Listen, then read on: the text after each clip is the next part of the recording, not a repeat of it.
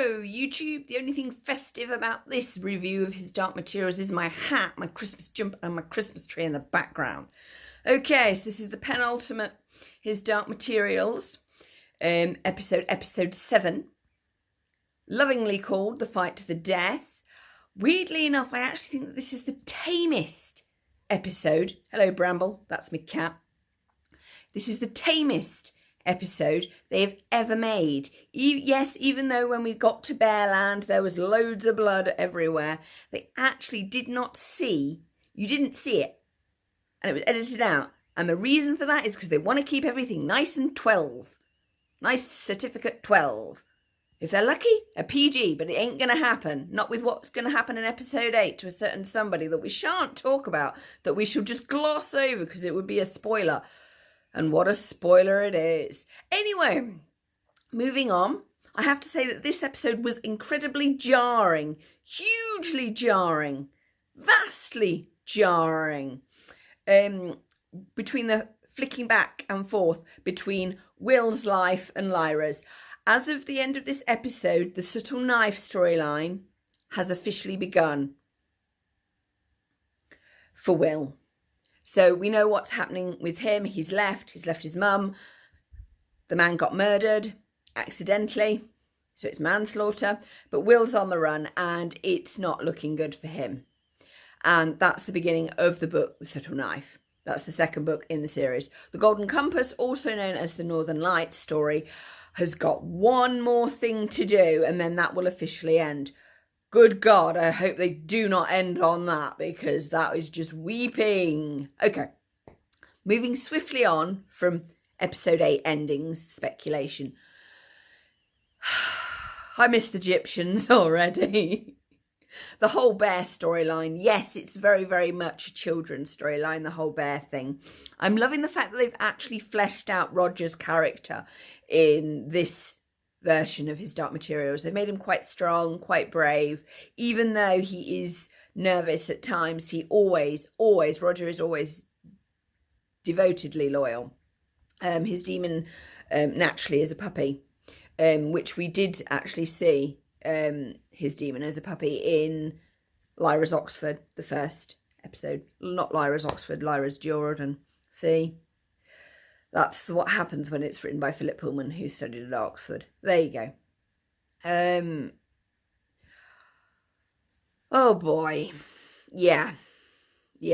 I'm loving the fact that they've fleshed their relationship out. The hug. Oh, good Lord. It is just... There are so many things that they've hinted at in this His Dark Materials that have been really good. But if I tell you any more, it will just spoil what's to come. The whole... Mrs. Coulter feeding Lyra drinks. And the only way that they've actually made his Golden Compass and the Northern Lights book acceptable is actually telling Lyra who her parents are during the story. Because in the actual book trilogy, you find that out. There are hints in book 2, but it's pretty much confirmed in book 3, really.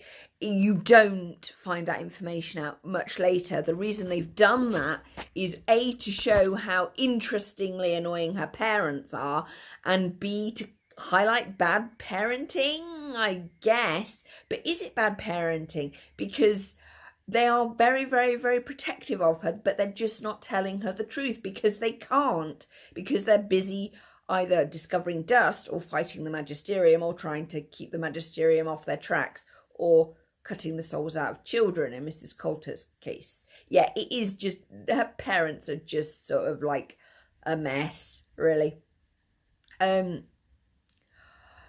Yeah. Oh, but her relationship with Roger is really well done. Lee Scoresby is really well done. I absolutely am adoring Hester. His lovely, lovely, lovely.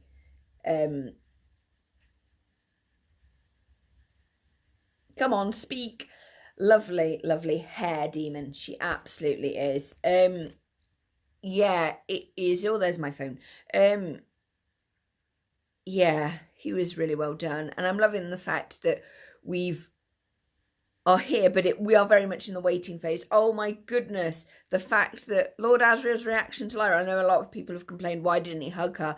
But he was absolutely horrified, and there's a good reason for him to have that reaction. It will all make sense next Sunday, which is not too long to go. Oh boy, yeah.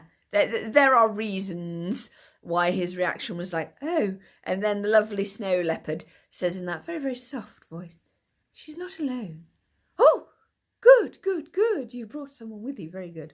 That reaction is not good. Not good. What they need to do is run. Yeah. Yeah, it really isn't good. Overall, I enjoyed Eric Burniston. Absolutely love that bear. Though the other bear, I thought the other bear was actually better in the film version with Nicole Kidman and Daniel Craig of The Golden Compass, because in that version, that other bear has a little sort of toy demon that he holds, and he does that in the book. In this one, he didn't. Yes, they made him a bit more puffy and a bit more strong, and you could actually see the difference in size between the two bears, which I thought was good. The bear CGI is not something that we need to complain about. It's Pan CGI that's been a bit of a wobble in certain shots, because in certain shots he's just not been there at all, particularly when it's a bird's eye view shot. You've just kind of gone, where the hell is he? Is he like in his little stout weasel form, hugging her shoulder? I thought he was supposed to be in that puffy winter fox form that he's got. So yeah, but did you get that really, really cute? What I will say is we got that awesomely cute scene of Lyra and Roger on the airship with the cute little demons reflecting each other. And notice, this is really important, that when she's with Roger, when she meets up with Roger, their demons hug each other, and that's quite a significant point. Please note that, because that is a really significant point. I don't know why I keep doing that. That is a hugely significant point, because it shows that their relationship is far more than best friends, that Roger and Lyra are particular friends, and that has going to be a plot point later on, and it is going to have huge consequences for next week. If I say any more, you'll get it. Yeah, the only thing festive in this is my Christmas jumper and my elf hat and the tree, because talking about this episode anymore is just futile. It was really well done. I'm liking Lord Asriel's reaction, because it was horrific reaction. There is a reason why his reaction was that bad, why he was like shaking her and was like, oh my goodness, please leave.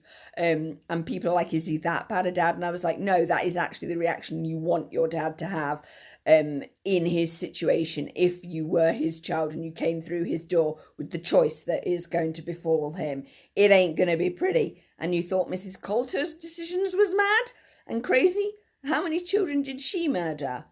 Oh, I've said too much. Anyway, moving swiftly on. Hope you've enjoyed this review. Please like, comment and subscribe. Hope Christmas goes very well for you.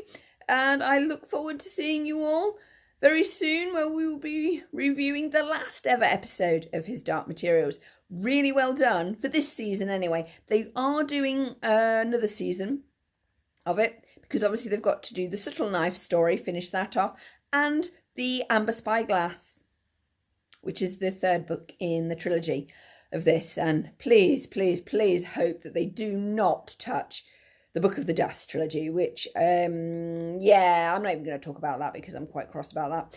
Anyway, so please like, comment and subscribe, and thank you for your support. I hope you are enjoying His Dark Materials, because BBC and HBO have done a cracking job with it. Absolutely cracking. It's been fantastic, been lovely, been great. And I've really enjoyed it. CGI of the demons has been a little bit ropey, and Pan, I feel, has been reduced to a side character when he should actually be the closest of close things that Lyra has. In fact, Mrs. Coulter's silent gold monkey has been better, and the snow leopard of Lord Asriel has been snow leopard. Heck, even that horrible snake thing has had a better part than Pan.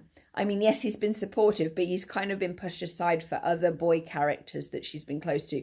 Roger aside with that. Anyway, but I suppose they did want to actually give the Egyptian men and boys something to do. Anyway, hope you've enjoyed this. Let me know in the comments what you think. And thanks for your support. And don't forget to like, comment, subscribe. Bye.